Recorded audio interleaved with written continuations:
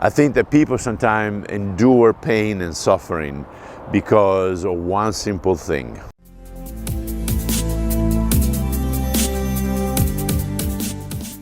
I'm still here in Southern California, and last Sunday I had a chance to go out with a friend of mine boating. I brought my spear guns, and Ty is a friend that I met when he was 14 years old, took him under my wing, taught him how to spearfish, and then later he got married, actually performed the wedding, and he had his own kids, so he started taking his own kids out. We took Marco, my son, when he was 5. He took his kids when they were like 2 or 3 years old out at sea. Now the difference between Marco and myself and Ty and his kids is that they get seasick. So Sunday we go out with a newfound friend, great guy, with his kids and his boat, and we venture off 32 nautical miles south of the port of San Diego. There was a spot that was identified, there was a high concentration of tuna. So we endured 2.5 hours getting down there. We get 7, 8 foot seas, wind, soaking wet, cold, kids puking right and left. We get to the spot, we fish for about 5 hours, and then 2.5 hours back with kids again, most of the time on the side of the boat, puking away. And we got to the harbor around midnight. We decided not to clean the fish, but we had to clean the boat, and got to bed around 2 o'clock. And now you might say, why in the world would you do something like this? Who in the right frame of mind would do something like this, unless they're masochists?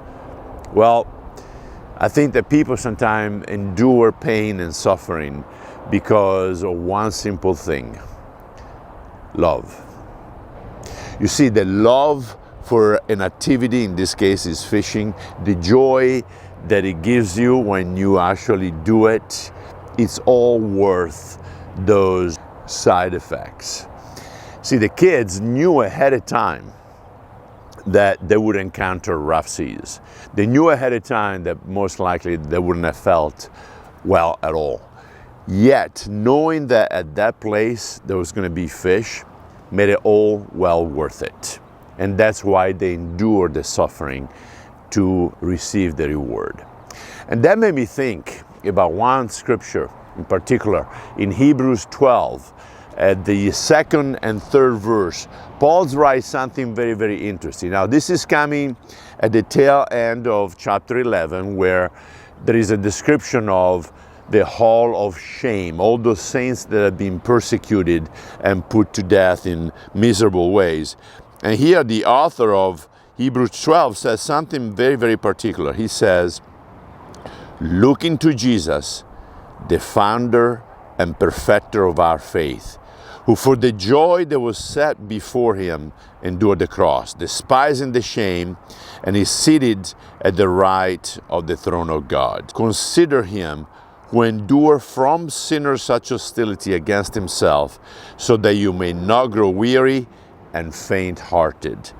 So what Paul is saying here is pretty simple. He's saying, when you're going through adversities, remember to look at Jesus, because he was the first one to endure all the pain and suffering all the way to the cross for the joy, that's unbelievable, for the joy of knowing that there was going to be tuna there, for the joy of knowing that we were worth it, that you were worth it, all of that pain and suffering.